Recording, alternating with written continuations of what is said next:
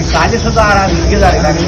ಆ ಶಾಲೆ ನುಂಗಿ ಒಂದು ಸರ್ಕಾರಿ ಶಾಲೆಗಳು ಬಂದ್ ಮಾಡೋ ಪರಿಸ್ಥಿತಿ ಬಂದಿದ್ದವು, ಒಂದು ಆಸ್ತಿ ನುಂಗಿದ್ದಾರೆ.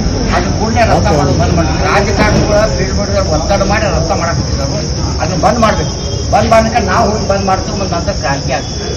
ಅದಕ್ಕೆ ಸಂಬಂಧಪಟ್ಟ ಅಧಿಕಾರಿಗಳು ಮತ್ತು ರಾಜಕಾರಣಿಗಳು ಸ್ಪಷ್ಟವಾಗಿ ನಿರ್ದೇಶನ ಕೊಡೋದಕ್ಕೆ ಅದು ಕೂಡಲೇ ಬಂದ್ ಮಾಡಬೇಕು. ಎಲ್ಲರೂ ಸಭಾ ಕರೀರಿ, ಯಾರೋ ಒಂದು ನಿರ್ಣಯ ತಗೊಳ್ತಾರೆ. ತುಂಬ ಆಸ್ತಿ ಈಗ ಅದ್ರ ಬಗ್ಗೆ ಏನು ನಿಮಗೆ ಮಾಹಿತಿ ಈಗ ಮನವಿ ಕೊಟ್ಟಿರ್ತಾರೆ.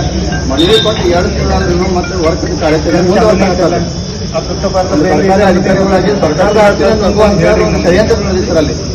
ಸರ್, ಅಲ್ಲಿ ನಾನು 1960 ಇಸ್ವಿಯಿಂದ ವಿದ್ಯಾರ್ಥಿ ಆಗಿದೆ. 4ನೇ ಕ್ಲಾಸಲ್ಲಿ ಓದ್ತಾ ಇದ್ದೆ. ಈಗ ರೋಡ್ ಮಾಡ್ತಾ ಇದ್ದಾರೆ. ಅದೇನು ಆಟ ಆಡ್ತಾ ಇದ್ದೀವಿ, ಕಬಡ್ಡಿ ಆಡ್ತಾ ಇದ್ದೀವಿ. ಅದೆಲ್ಲ ರೋಡ್ ಆಗಿಬಿಟ್ಟಿದೆ. ರೋಡ್ ತಕ್ಕ ನನಗೆ ಆಶ್ಚರ್ಯ ಆಯ್ತದು, ಇಲ್ಲಿ ರೋಡ್ ಬಂತು ಅಂತ. ಆ ಒಂದು ಕಾರ್ಯಕ್ಕೆ ನಾನು ಪ್ರತಿಭಟನೆ ಮಾಡಕ್ಕೆ ಬಂದಿದ್ದೇನೆ. ಮತ್ತು ನೀವು ನಾನು ಮನವಿ ಮಾಡ್ತಾ ಇದ್ದೀವಿ, ಅದನ್ನು ನೀವು ಸೀರಿಯಸ್ ಆಗಿ ತಗೋಬೇಕು. ಈಗ ಸರ್ಕಾರ ಅಷ್ಟು ಉಳಿಬೇಕು. ಈಗ ನೀವು ಏನು ಹೇಳ್ತೀರಿ? ಈಗ ಮನವಿ ಮನವಿ ತಗೊಂಡು PO ಸರ್ ಬಂದಿದ್ರು.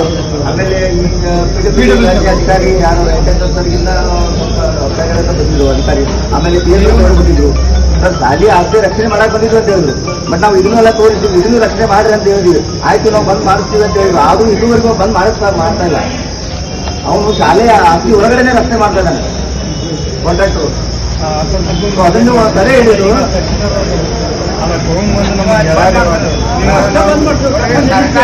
ನೀವು ಆರ್ಡರ್ ಮಾಡಬೇಕು. ಯಾರು ಕಾಂಟ್ಯಾಕ್ಟ್ ಇದ್ದಾರಲ್ಲ, ನಾವು ಇಲ್ಲೇ ಧರಣಿ ಕೊಡ್ತೇವೆ.